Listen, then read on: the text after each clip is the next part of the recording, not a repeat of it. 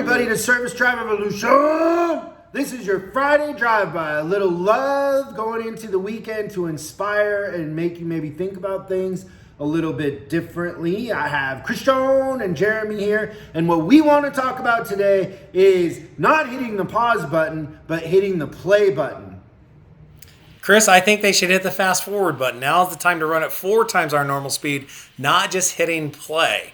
Look, let's face it, a lot of people out there have their hands tied. They've been told from upper management and ownership that we've got to cut back. Some dealerships are scaled back 70 to 80% of their normal working crew. And if you're a service manager out there, it is absolutely infuriating because you want to go out there and run, but they've got you, cuffed at the ankles, cuffed at the hands, and you can only take in so many cars a day. So how do we help these guys and gals out there create momentum in this time of pause? What do you think about that?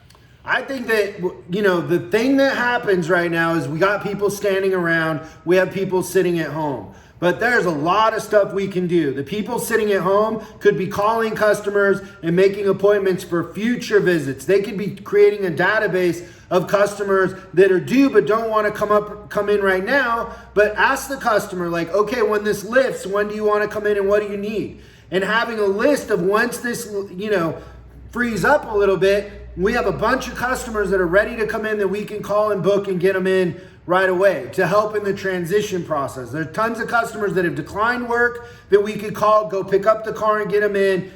Just think about what can we control. We can go after cars. We can go to the local hospitals and donate steering wheel covers and seat covers and, offer oil changes, any makes, any models. There's tons of stuff that we can do. But if the idea is to sit there with the pause button and wait for things to happen, we're going to die. We're going to come out of this and it's just going to be a slow death, right? We need to think about what things can we do now to create activity, to touch our customers, to load our shop when this lifts for customers that don't want to come in. Absolutely. We had a new spa delivered back in January, and there's a piece that they had to come out and put on.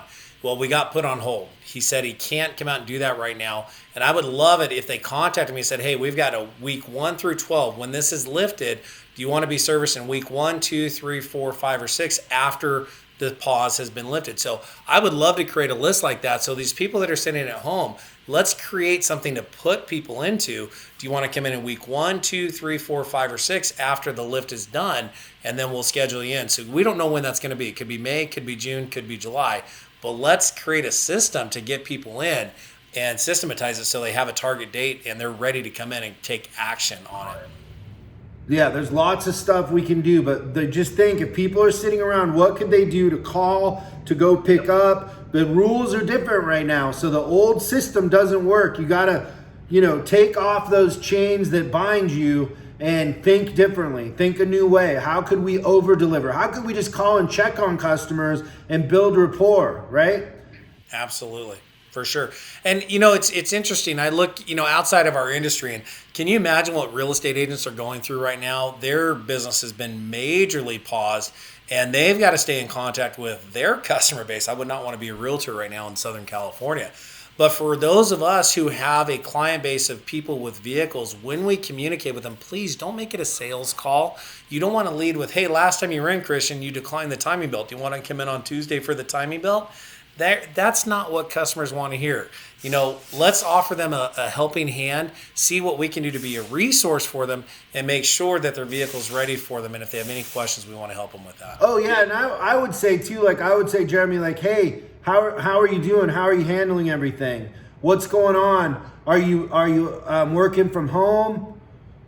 Well, I was just thinking about you. I know that we recommended that timing belt, and when all this lifts up, let me know if you want me to call you and schedule that, and just kind of leave it open-ended. We don't always have to sell something. Let's make friends. We can't have enough friends. I always say that. We can't have enough and Chris, friends. I got a question. I have a question for you now. As far as the sales that are in front of them, as far as a team goes, how would you want your service advisors to really address objections when the number one thing that customers are going to say right now to anything that we try to have an upsell or recommendation or additional concerns is, well, I don't really want to spend the money right now, or I don't have the money. And the way that the advisor responds to that can either make the relationship or break it. So how would you coach advisors right now in dealing with sales objections? Well, I think you got to play the long-term game. You got to listen. You got to show empathy. And there's a big difference between safety items, right? If a water pump's leaking, you probably need to do that because it's not going to go away, right? But if it's just a maintenance item that they can hold off on, tell them the truth. I think that the truth will set you free. I know for sure that I sold more work than anybody when I was an advisor because I told the truth and customers appreciated that. I wasn't trying to sell them. I'm like, here, if they'd say, well, I don't have that much money, I'd say, well, this is what really needs to be done, what you brought it in for or whatever. And then these things could wait and we could create a plan. But I don't know how many customers I had plans for that would come in every month and do the next thing, right? So be honest, tell the truth. It's not, you got to understand, it's not your car. It's your job to tell them the truth. The truth is the truth. Show empathy, be a human first and show empathy, but if they need it, they're going to need it.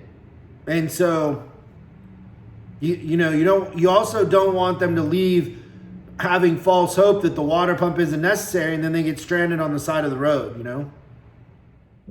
Yeah. Then we've done them no favors. We have to act with purpose, intent, and really deliver value to the client.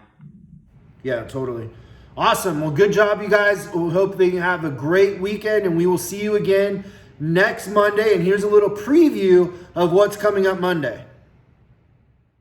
Next week on Service Drive Revolution. Let's talk about how we can pet the dog in an environment where customers are dropping off their cars and running. We have dealerships building plastic barricades between the advisors and customers. It's all very off-putting, right? We don't want to skip the part of connecting with the customers. Making eye contact is key right now. Understanding that we're all human and this crisis brings us together. You can't get in trouble by asking questions and listening. I'm in my third decade in this business. I'm still waiting for someone to call me from a customer and say, your people communicate way too much with me. And the word that's sticking with me right now is a 4-letter word. It starts with H. I'm not over-quoting. Telephone sales are dead. He is a soothsayer, prognosticator of all. You couldn't see me. It was like a white aura. Well, I really thought it was because he just got a bad fortune cookie. You said customers are just coming in and giving you a big old hug and a big old kiss on the lips? I want you to pass the cigar through the screen, please. You can't really tell, but that cigar is 4 feet long. Ooh. Ooh. I don't know. That doesn't sound like a wolf, but I brought my face plate here, right? So, like the back of their seat is completely tattooed on the back of their body, right? Like they don't move at all. Does that drop the mic? Like that was it? I put you guys to sleep? What happened? Wow. Thanks for watching this episode of Service Drive Revolution's Drive-By. I hope it gives you something to think about over the weekend and inspires some new ideas and hopefully some new results. If you have any questions for the big show, go ahead and post them below in the comments. We'll be looking out for them and we'll answer them on the show. Make sure you subscribe and hit the bell icon so you're notified when we post new episodes. I'm Chris Collins and you can find me on Facebook and Instagram at Chris Bulldog Collins. And I'll see you again on the next episode.